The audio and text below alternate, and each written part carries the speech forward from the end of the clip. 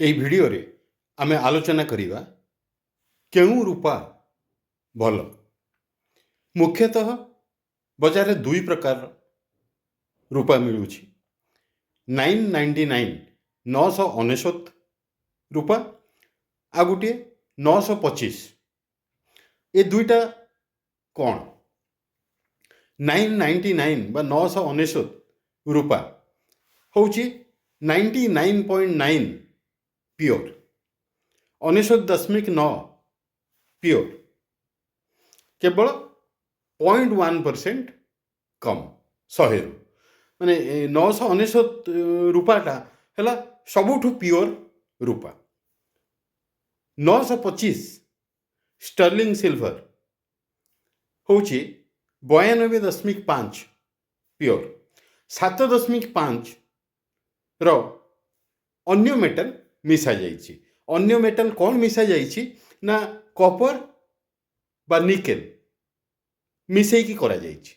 ମାନେ 100ରୁ ଗୋଟେ ଆପଣ କିଣିଲେ, ଟୋଟାଲ ଯଦି 100 ହେଲା, 100ରୁ 92.5 ହେଉଛି ରୂପା ଆଉ 7.5 ହେଉଛି କପର ବା ନିକେଲ।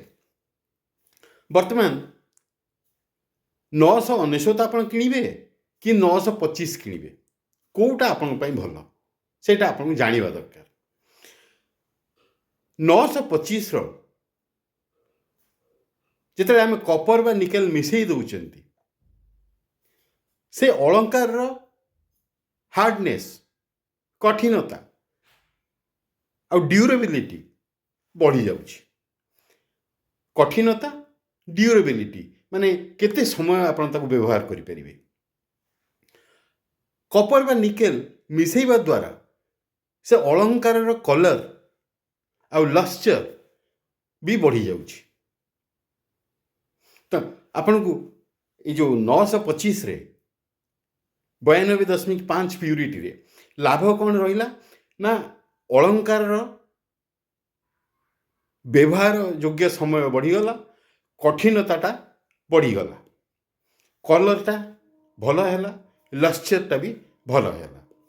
କିନ୍ତୁ 999 ସିଲଭର ଯେଉଁଟା 99.9% ପିଓର, ସେଥିରେ କ'ଣ ହେବ ନା ରୂପାଟା ଚକଚକ୍ କରିବନି, ଟିକେ ଗ୍ରେ ହେଇଯିବ, ଟିକେ ଡଲ୍ ଦେଖାଯିବ, ଅଳଙ୍କାରଟା ସଫ୍ଟ ହେଇଯିବ, ନରମ ଆଉ ସ୍କ୍ରାଚ୍ ହେବ।